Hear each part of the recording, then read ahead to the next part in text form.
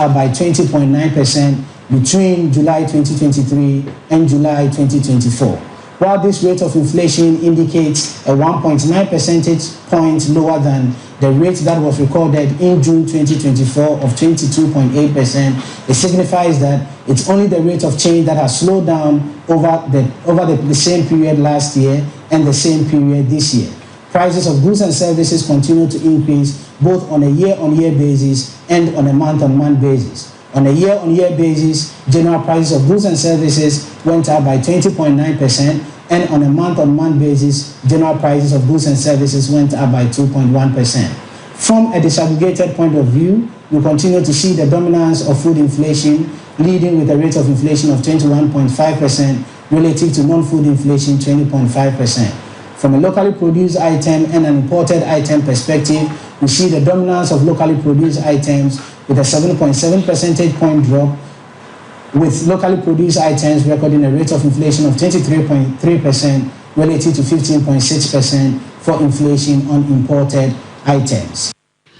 Obenfo Kobena Enim Abainu Kuntabuni and Ayatin in Kanum. College of Education Teachers Association of Ghana SITAG Fort Guswada Swam Kosuku Demon Kochadiane Wachanaso Kan Kopem Swamo away the to Abine anymore Abine Bay and Pepe Penso Eddie Amawom. Wamo say the Osha Abine Yan Seja Kobepo Naniachrom no Metumiako Akochadian no more Mofa within Swanye. I did one to form Tromasi. Wamon Kokora Sansa Sassam Creomni Abines in Kunya and Premier San. Nanso ankwan komaka etina nya de a won bekone national president Jimmy Kwene Prince Obihime oni acting secretary Thomas Ampoma en wom de wom sa hye nkrata ase ya wom ka no wom se executive secretary a wobo adwuma de ma national labor commission odi aba montre so se wom efi a wom tene na contempt ne ade wom si dabi nya de akoto bi abre wom nkrata ase contempt biada e de a kire wom onmonyamfo join team for joy osofo abedi a kire a wo hwe nwumasia hwe no so de nsa to nsa yam sre wonom. Whatever that needs to be done to resolve the strike situation with SETAC members is underway. In fact, members of SETAC are some of the very important stakeholders we have in our education system. They are the ones who train our teachers, and therefore they play a key role. We accord them utmost importance, and so we don't treat their matters lightly at all. We've had series of engagements. The strike has been protracted. However, we shall not relent in engaging the leadership of SITAC further until a resolution is reached. A resolution that will be acceptable to both parties and make them happy to come back to the classroom. But we are appealing. We will continue to appeal to SITAC members to come back to the classroom and offer their services. We papa or Monyam John in team for Joe. Mampenira His Excellency John Dramani Mama Guswada Tony when the Chagana this year said the Benia Beto Abadiamano Akopium of Ramantemu or Brana Waye Youth Forum and the two women say or Hiniba Doctor Macho Poku Prempe Nyansa container and Mammy and Sa Yamiana Dromnia to Abadi Mama Penny Mamma only Dr. Macho Poku Prempe on some card Nibajin Milenim Edia Fadache Bond to be home or Jimsa Sabon do you want to say Ganesika free or Pepen 9 edition more Nina get fun Numa SSA or Debois. Nanso chiremwa Dr. Matthew Poku Prempe said the mampenida da ma mekano bondu sikano enye mo ka so mde be nyina wo mantimi afanye eti so be ye mampanyini dia or the Dr. Matthew Poku Prempe be gina emra nanim na sa ensem no waba be checha no amagana fonso ehunu bi. You know, this person who is the running mate to Baumia was the Minister of Education. This person who was the running mate to Baumia, was the Minister of Education. He brought a bond to Parliament called the Dachi Bond, and he said that the Dachi Bond was going to be used to fast-track educational infrastructure. And so all the Get Fund projects that were going on in your campuses, in the secondary schools, they were going to use that money to fast-track them and finish them. They even said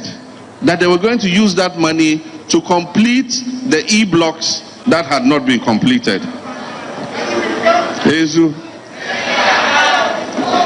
Now, it has led to a collateralization of the GET fund. So this year, total receipts from the GET fund should amount to about 7 billion cedis. About 4 billion of that was taken in the Dachi bond by Napo and his Ministry of Education. Tell me, what was that money used for? The projects that they said they were coming to fast track and finish are still standing there unfinished. So how did they apply that money? Mampani Dada John Dramani Mahama and Yetene and Kanum. Papa Chirabosom and Odama Nyoko, a friend Ghana Union Movement, Yanon was the A. One I'm what it shows, Mampani Dada Mama so about Tesheri. Yet Siapon, one might Bebe Quafi, the kind in Ada, and you were the better one. Ebimusu say, and this is one way being so say a student to loan. This Abre won't so or quata, and answer or quaha.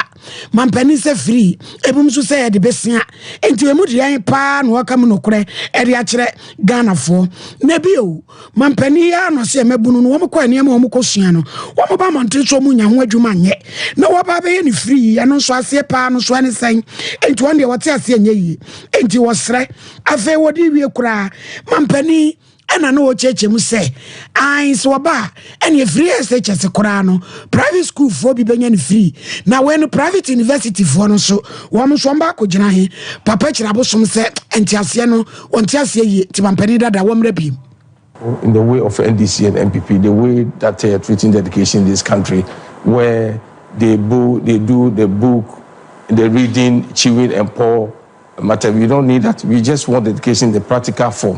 where we have bonsai ties, that we have a school for bonsai ties, that we have a ceramics factory, we have school for ceramics factory. The shoe factory will have its own school, so that we do the theory and the practical in addition. That one is going to train many people to have their own handiwork, because the artisans are the most important people that we need to treat them in their country. They can put up this very country ahead.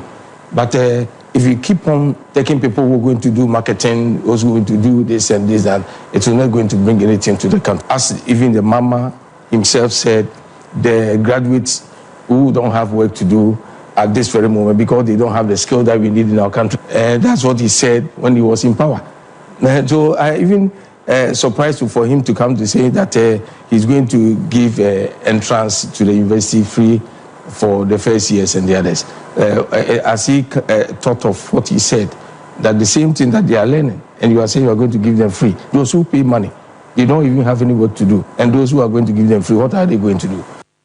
Wura Christian kwa Brandrus wasofu Chirabosom egum wono no oda no se panipa wo himu frankade ama wonum wasofu a worensa ase no obo ade no dode a ode ahyemu ede ama ye no nyamfo Samuel Abuginapo wono no woka sei se ensem wandi si amanyoko kika se abansa ase wo matoyam ye ho no wodnam no wotibia na ni siri se twe na womo ene yawe kokutire na esoso wonum adaye ebio bonwuro bi a ewo cantonment ya yesi na judiciary services for dia eno so ndc for the woman sa tretrem people for so no say no do tin and yam shi no say hey July 13 2015 ana His Excellency John Dramani Mahama na yema mpanyini yes abre no soafo na wensa aseso eni ni osamese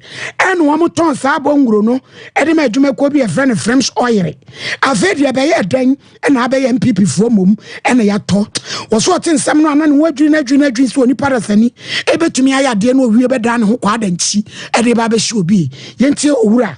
Jinapo. These are allegations. Again, there are allegations that this government has sold some bungalows belonging to the judicial service in cantonments to a private developer. These bungalows in question were, however, sold as far back as 13th July 2015 to a company named Frames Oil Company Limited, following an approval granted by the then Minister for Lands and Natural Resources, Honorable Ni Osa Mills, on 2nd June 2015. Is it therefore not surprising, ladies and gentlemen, that the very people who supervise the sale of this property to Frames Oil Company Limited will turn around and accuse the Akufo-Addo government of state capture? For the Dubois Center, as we have explained in the press release of 16 July 2024, the Lands Commission, the manager of public lands and the repository of records of land transactions, has no pending application for the transfer of this land. For the avoidance of doubt, the land in question, as we speak, remains in the name of the Du Bois Center. That land has not been sold. Ladies and gentlemen, the above examples clearly shows that the allegations of state capture and the narrative that this government is indiscriminately selling public lands are all palpably false, without merit, and obviously actuated by political considerations given the heated political season we find ourselves. Indeed, the evidence shows that the Akufo-Addo government has been meticulous in protecting public lands in the public interest. On 17th August 2021, with the approval of the President of the Republic, a policy directive was issued to the Lands Commission, pursuant to Article 2582 of the National Constitution. Also for our wensa say obade na dodie ya odi ahye mama ye munyafo Samuel Abujina po ene yete ne kan anasefo aje awo ya wo bo adwuma ewo Tano South Municipal Ahafu region ena wotiam se wo hia kade ya odi be ye adwuma sense wo how pa one me wo subri so chip compound na maami a woje awo se na sini eye midwife in charge better basana ena di asemi tu mu se ni titru be a meji awo no e wa na me man so ba ye de o so kro na cheso ba bia fi mu awo no kwa tan so be jaya ra so be jaya na ne one eye senko a kufasa ba do ha so betimi aba afa wo mu nkariyem eye we mu so bi ni ho eju o mo sra ban se wo ma e wonum adoye awo ye awo wa ha enso ade a wodi betie ahu se akola na oda ni mani yem ohome a ye ni bi ana ye san kan tie ni age papa obi so aba ha na ye pese ye hu se o si chire yale o pressure ye ntimi eneso ya saka sa machines ni ye de benku se obi wa si chire yale a obi wa pressure ye betimi ahu ahwe nipa na ewo ha se a onko akesie mu se ya de a ebeboa ye pa ewo ye chip compound ni Owie ye kopiem odwomo chip compound so in charge eye maame comfort to chirema ono so ede ne de atum se to da bia ba bia nurse fo beda akwakoye boachibidin enti wosra ni nyina ye ne DC parliamentary candidate Tano South constituency owura Charles Kwesi Edu enso de asabie mu akade ekokodum wa ya asabie yi ena no mo de etu nanim sa akwa no so se wonye wonum adroye na womwa won de kan share that ye be ye we and ye me be boa ye sesia and monimu ya hia immediately buy polytank